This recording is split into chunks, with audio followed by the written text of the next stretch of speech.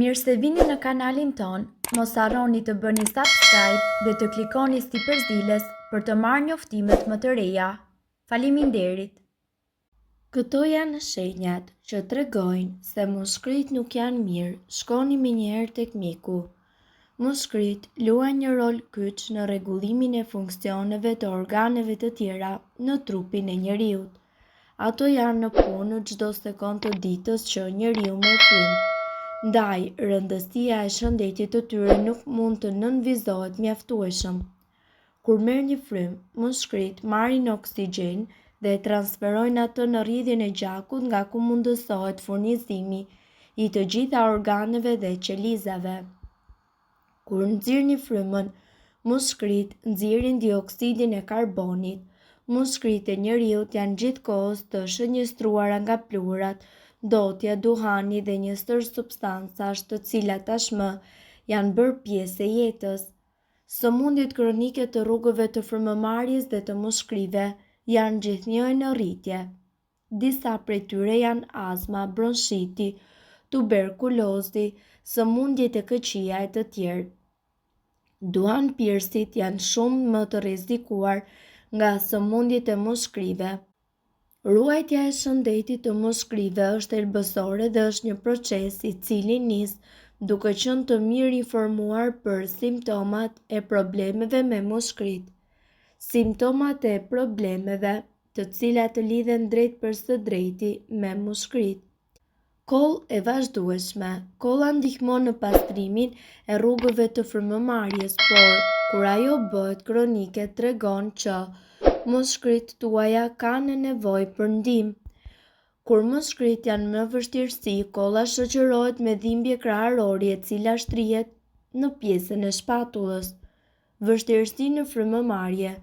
Në qoftë se nuhasni vështirësi duke marrë frymë, atëherë kjo do të thotë që muskrit nuk kanë fuqi që të bëjnë punën e tyre.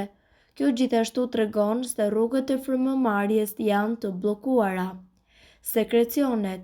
Në shumicën e rasteve kolla shoqërohet me sekrecione. Këto të fundit mbajnë bakteret, pluhurin dhe gjithashtu polenin e bllokuar dhe pengojnë rrugtimin e tyre drejt muskrive. Por në qoftë se ju keni shumë sekrecione të cilat nuk vijnë si pasojë të ftohërës atë po gripit, atëherë kjo nuk është një shenjë mirë.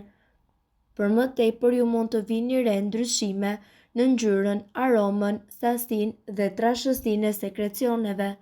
Në qoftë se ato kanë ngjyrë të verdhë, jeshile ose kanë njolla gjaku, atëherë ka diçka që nuk po shkon siç duhet me muskrit tuaja. Prandaj ne ju rekomandojmë një vizitë tek mjeku në rast se ju vini re këto simptoma. Ëndje të gjymtyrëve të poshtme. Tingëllon e çuditshme, por ëndja dhe dhimbjet e këmbëve janë një tregues i një problemi me muskrit. Kur këto të fundit nuk funksionojnë mirë, organizmi nuk merr mjaftueshëm oksigjen, gjë e cila shkakton ëndje të kyçeve dhe këmbëve. Dhimbje koke në mëngjes.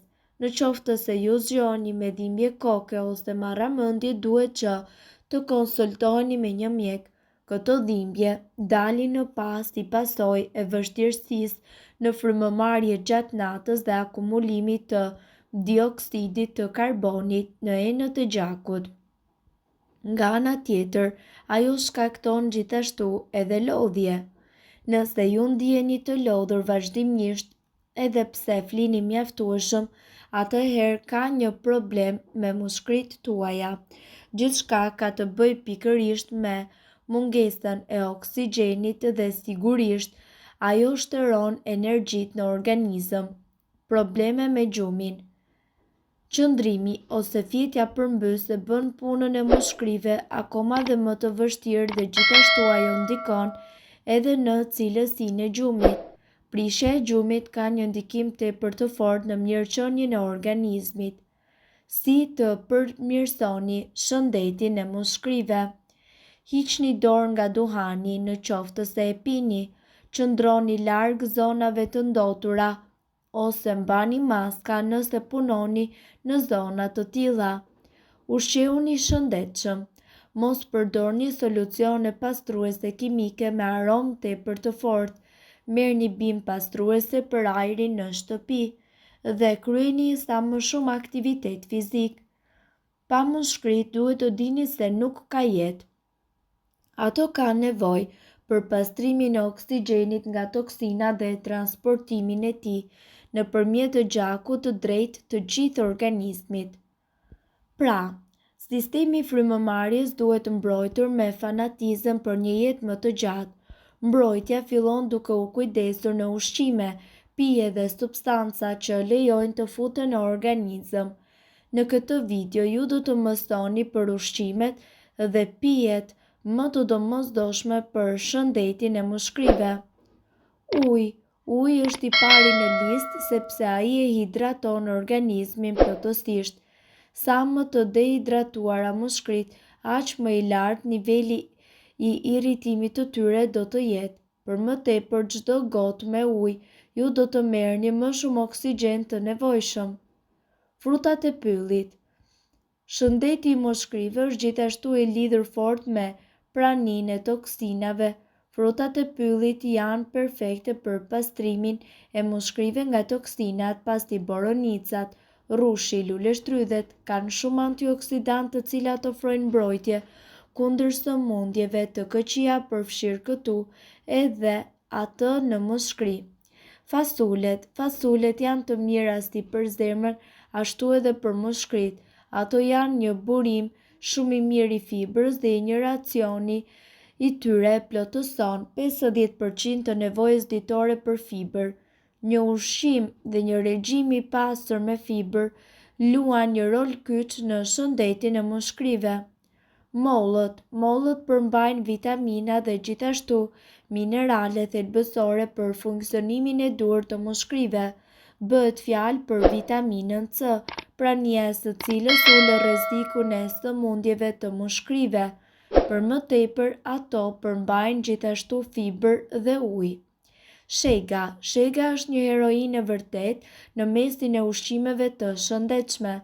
Ajo është e pasur me antioksidant dhe acid elagjik që ngadalëson rritjen e qelizave të këqija, që gjithashtu gjenden në mbar trupin ton dhe që dëmtojnë pikërisht mushkrit.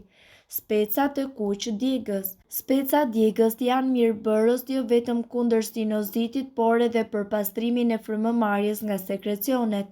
Kapsaicina, një përbërës aktiv i specave, pastron mushkrit dhe ngadalëson rritjen e qelizave të këqija të cilat gjenden në mushkrit tona. Çaji jeshil. Ekspertët rekomandojnë pirjen e një filxhani të ngrohtë me çaj jeshil përpara gjumit. Kjo do t'ju ndihmojë ju që të pastroni mushkrit nga toksinat, por njëkohësisht edhe të ruaj shëndetin e sistemit tretës. Çaji jeshil kombinohet shumë mirë me xhenxhefilin, lëngun e limonit dhe me mjaltin. Lëngu i limonit. Sipas të dhënave, lëngu i limonit është shumë i pasur me antioksidant dhe me acid folik. Pini ujë me lëng limoni çdo mëngjes me stomakun bosh.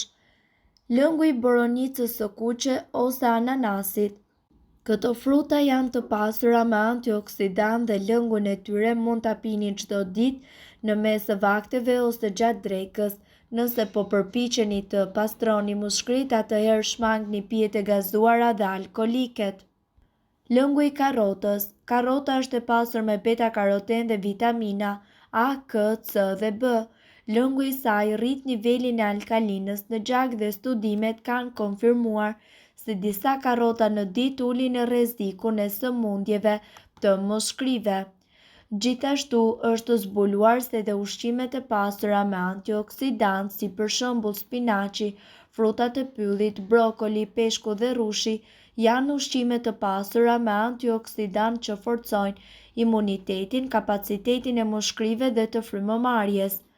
Nëse doni të dëgjoni videot tona që ne postojmë çdo ditë, kliko subscribe. Ju ftojmë gjithashtu të bëni like në videot tona nëse i keni dëgjuar dhe pëlqyer ato. Faleminderit që e pat videon ton. Shpërndajni këtë video në profilin tuaj në mënyrë që të informohen edhe shokët tuaj. Faleminderit!